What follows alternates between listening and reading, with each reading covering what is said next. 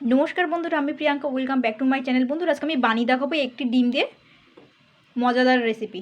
তো এখানে আমি কিন্তু একটা ডিম নিয়েছি আর দুইখানা বেগুন নিয়েছি। আপনারা একটা বেগুন নিয়েও করতে পারেন।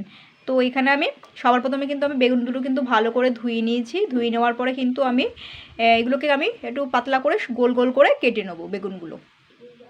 তো বন্ধুরা দেখুন, আমি কিন্তু বেগুনগুলো সুন্দর করে কেটে নিয়েছি। তো বেগুনগুলো কিন্তু কাটার পরে কিন্তু আমি কিন্তু আর ধুইনি, ঠিক আছে? বেগুনগুলো আর ধোবেন না, বেগুনটা সবার আগেই কিন্তু ধুয়ে নিতে হবে। ধুয়ে নেওয়ার পরেই তারপর কিন্তু কাটতে হবে। আর কাটার পরে কিন্তু আর একদমই ধোয়া যাবে না। তো এখানে আমি একটা ব্যাটার করব, বাটিটা রাখছি। সবার প্রথমে আমি কিন্তু ডিমটা ছাড়িয়ে নিচ্ছি।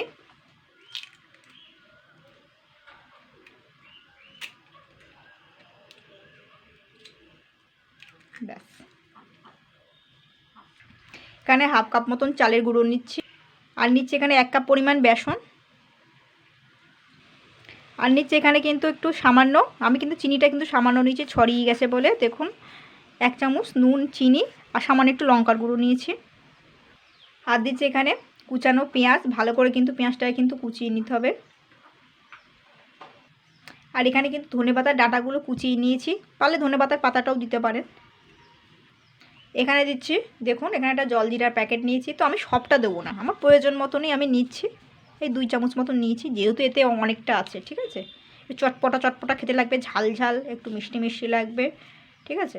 তো গন্ধটা খুব সুন্দর, জলজিরার গন্ধটা যারা খান তারা তো জানেন নিশ্চয়ই। তো এতে আর একটা জিনিস মেশাবো, আপনারা জলজিরা না পারলে আপনারা মেশাতে পারেন, লেবু মেশাতে পারেন। তো এখানে আমি 2 চামচ মতন রিফাইন্ড অয়েল মেশাচ্ছি।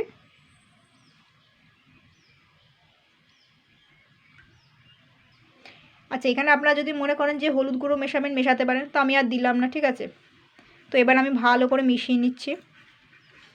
আর লঙ্কাটা কিন্তু বুঝে শুনেই দিয়েছি। তো যাই হোক, এটাকে আমি সুন্দর একটা ব্যাটার করে নেব। মনে হচ্ছে একটু জল লাগবে,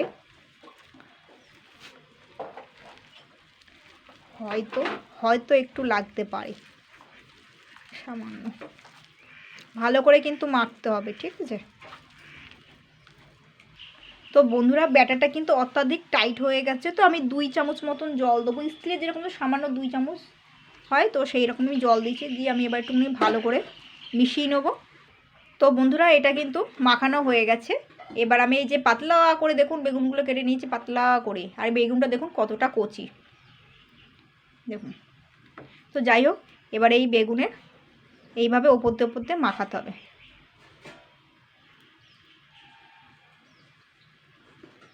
কিন্তু 2 সাইডে মাখাতে হবে, ঠিক আছে? এগুলো একটা করে মাখিয়ে মাখিয়ে তেলে ছাড়লে সবচেয়ে বেটার হয়। তো আমি একটা দেখিয়ে দিচ্ছি কিভাবে করতে হবে। এই পাশেও মাখিয়ে নিতে হবে।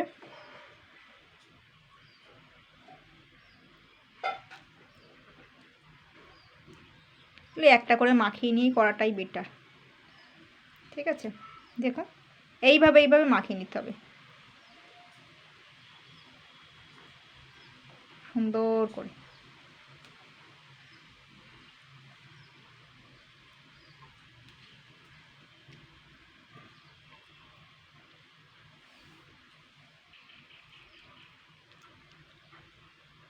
তো এইভাবে করে নিতে হবে। তো এবার আমি কড়াইতে তেল গরম করব। তো আমি একটা করে মাখাবো আর একটা করে আমি করব, তেলে ছাড়বো। একটা একটা করে মাখিয়ে তবে তেলে ছাড়বো, কারণ বলুন তো এই একসঙ্গে মাখলে না এর সাথে লেগে যাবে, বুঝলেন? ওই জন্য। তো বন্ধুরা দেখুন, কড়াইতে কিন্তু রিফাইন্ড অয়েল তেল দিয়ে দিচ্ছি। আর আমি কিন্তু বেশ কয়েকটা কিন্তু মাখিয়ে নিয়েছি এপিট ওপিট করে, যেরকম দেখিয়ে দিয়েছিলাম।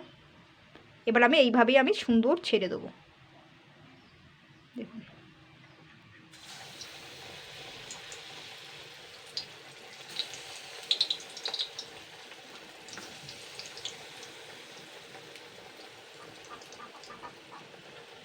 এগুলো কিন্তু লাল লাল করে সুন্দর করে ভাজতে হবে, এপিট ওপিট করে।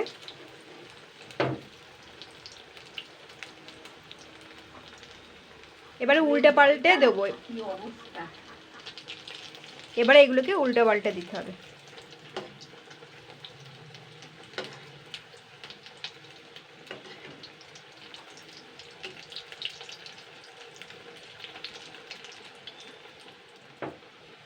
এগুলো কিন্তু মিডিয়াম আঁচেই করতে হবে। তো এগুলো কিন্তু লাল লাল করে হয়ে গেছে, ভাজা হয়ে গেছে। তো এবার আমি এগুলোকে তুলে নেবো। তো এই একইভাবে কিন্তু আমি আরগুলো করে নেব। তো বন্ধুরা দেখুন এগুলো কিন্তু সব তোলা হয়ে গেছে। এবার আমি আবার আরও কটা দিয়ে দিচ্ছি।